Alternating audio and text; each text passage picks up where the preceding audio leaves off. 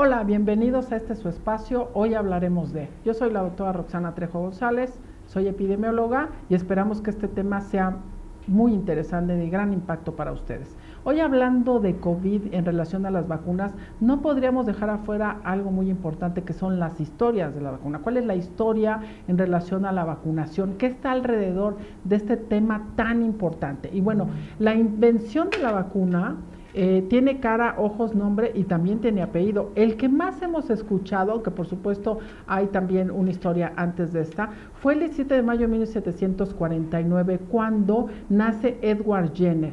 Él alcanzaría una fama mundial como inventor de la vacuna contra la viruela y cuyas polémicas investigaciones en este campo estaban destinadas a cambiar la historia de la población y de la humanidad. Entonces, Edward Jenner probablemente es el científico que más vidas ha salvado en la historia y por supuesto no fue solo, hubo un antecedente para que él llegara a esta conclusión y una participación de pues la gente que estaba alrededor de él en relación a la actividad que estaban ejerciendo en ese momento, por ejemplo, para ordeñar estas vacas y al final llegar a esta gran innovación. Entonces, este natalicio que marcaría la historia a mediados de mayo de 1749 inicia en la localidad de Berkeley, donde estaba Edward Jenner. En 1761, un joven Edward se trasladó a Sudbury, en donde empezaría formación como cirujano. Él al final fue médico cirujano y también farmacéutico. Creo que este es un tema bien interesante donde en la historia hemos tenido profesionales que no solamente tenían una profesión,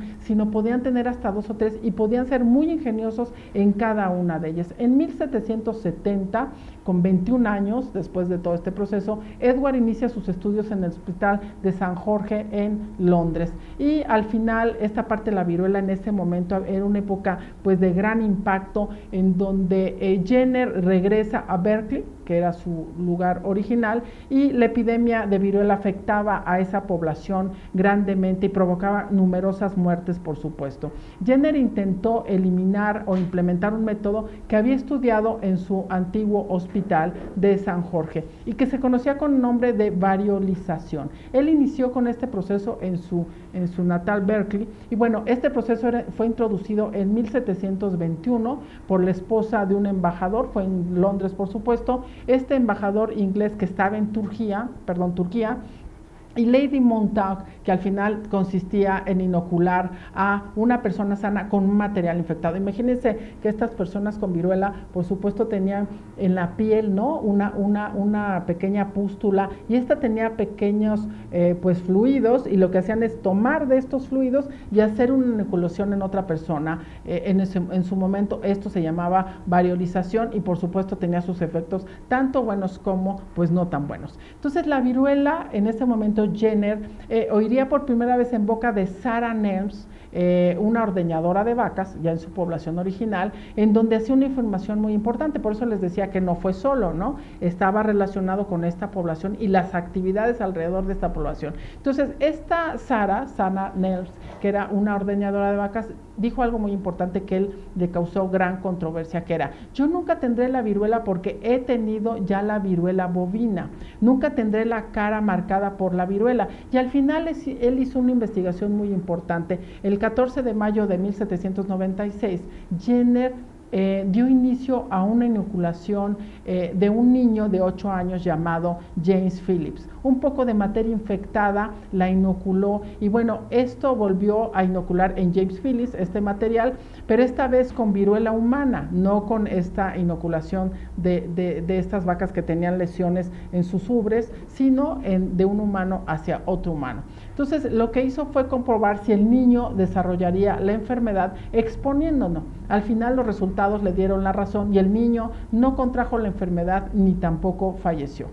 En relación a este tema tuvo mucha retinencia de sus colegas, como muchas implementación en esos siglos, en ese siglo o en esos años en donde de repente los colegas no veían como con buena cara lo que hacían sus compañeros y Edward Jenner pues no quedó fuera, ¿no? Edward Jenner explicó este procedimiento en un escrito llamado Investigación sobre las causas y los efectos de la viruela de la vacuna, de la viruela en relación a la vacuna. Y él fue confiado en que su descubrimiento, o confió él en que su descubrimiento iba a cambiar la historia, y por supuesto lo logró. También hizo ese procedimiento de investigación en su propio hijo y dio muy buenos resultados. A Jenner el reconocimiento le llegó muchos años después. Fue alrededor de 1805, desde Francia, de parte del mismísimo Napoleón Bonaparte, en donde le dio un reconocimiento y le dio su importancia a lo que había ocurrido. Y por supuesto la condesa de Berkeley y Lady Duke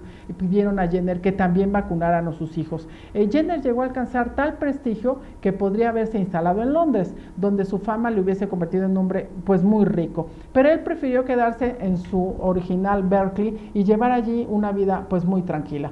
Este triunfo de un gran precursor.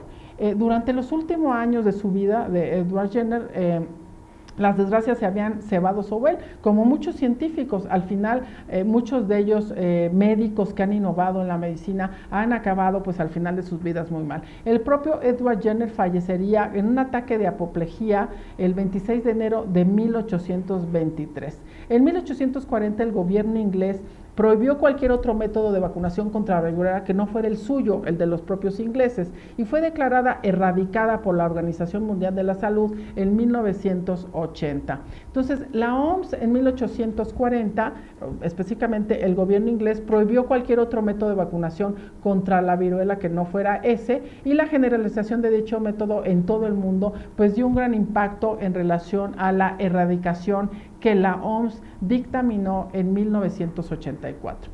Inicios de 1843, el doctor Oliver Wendell Holmes realizó un tema muy importante que tenía que ver con la sepsis puerperal, con estos casos de las parturientas que adquirían infección después de ser atendidas por un médico en una institución de salud. Y bueno, en 1867 el doctor Joseph Lister, cirujano escocés, relacionó los estudios de Pasteur con la etiología bacteriana de la supuración de las heridas. Todo esto como antesala de lo que iba a ser la innovación en la vacunación.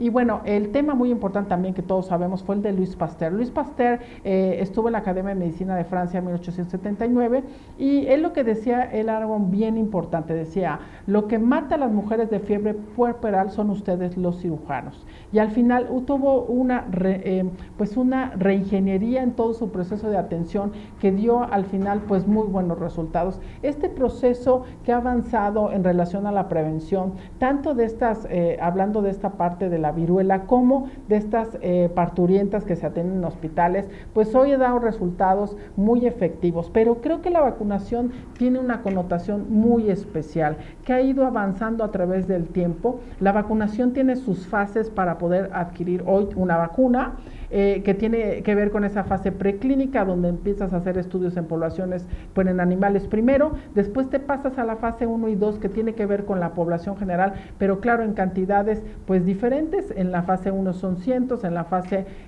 2, ya vamos a miles, y bueno, la fase 3 tiene que ver ya con esta implementación en la población en general. Y al final, estas vacunas tienen un proceso más o menos de 10 hasta 14 o 15 años en todo este tema de preparación para poder sacar una vacuna. Hoy hemos reducido grandemente las enfermedades infecciosas por la vacunación. Por supuesto, ha tenido sus controversias en donde existen poblaciones o sectores donde deciden no vacunarse por la pues mala información que puede existir en los medios, y creo que el tema relevante de la vacunación es que ha transformado al mundo, ha prevenido muertes, que al final hoy, si no fuera por la vacunación, estaríamos la mitad de la población en este mundo. Y bueno, hoy en COVID-19, por supuesto también tenemos vacunas. Tuvo que haber una reducción en el proceso de producción de vacunas, de investigación de las vacunas. Estas fases que decíamos preclínica 1, 2 y 3, si ustedes se fijan, apenas llevamos pues ya casi más de un año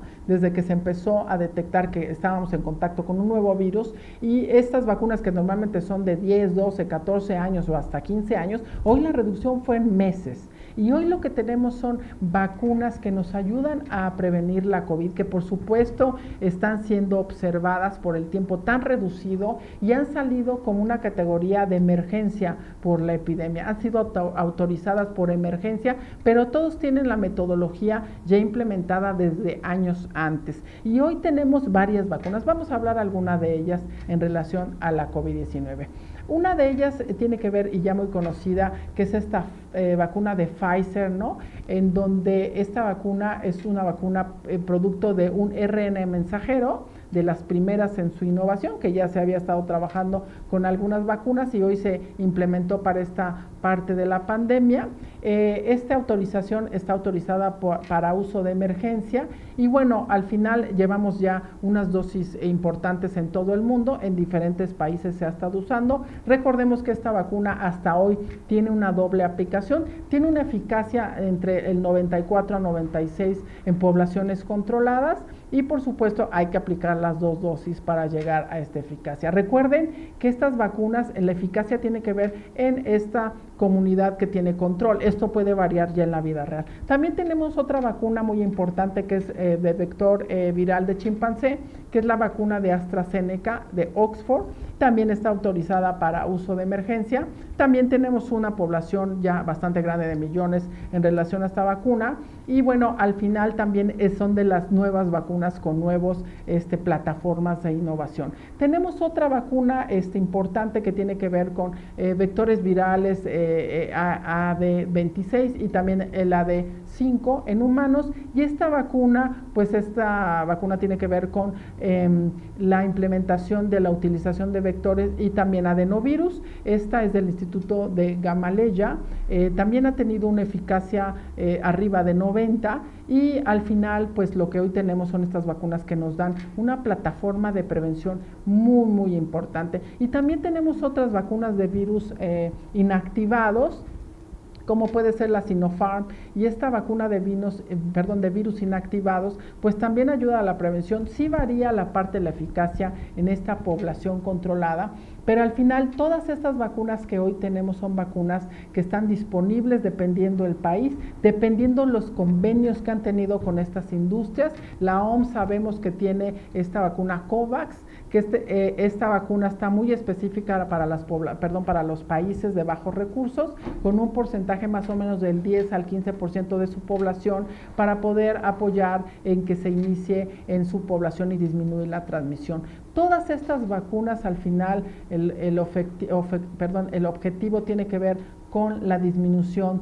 de los casos, por supuesto con la disminución de la transmisión en la población, y entre más rápido podamos implementar la vacunación, menor riesgo tenemos de tener alguna mutación o una variante nueva que nos pueda poner en riesgo. Todas las vacunas hoy protegen para estas variantes y la idea de poder avanzar en la vacunación en todo el mundo, porque no podemos solamente hacerlo en un país, tendría que ser homogéneo de manera global por todos los países para no dar oportunidad de aumento de la transmisión y disminuir las variantes, y por supuesto esto nos va a ayudar en no tener que hacer una nueva investigación en relación a nuevas vacunas. Al final lo que queremos platicar aquí es cómo ha ido evolucionando la parte de vacunación, cómo es que inició la vacunación en el mundo y cómo hoy podemos obtener vacunas en fases de emergencia que nos ayudan a prevenir. Si usted tiene la oportunidad de vacunarse dependiendo la disposición que exista, no diga que no, nada más revise cuáles son los puntos que pueden estar contraindicados, que están muy específicos por vacuna, pero tengo la disponibilidad de hacerlo y de verdad hagamos una promoción masiva en relación a la vacunación. Este es su espacio, yo soy la doctora Roxana Trejo y los esperamos en la siguiente sección. Muchas gracias por estar aquí.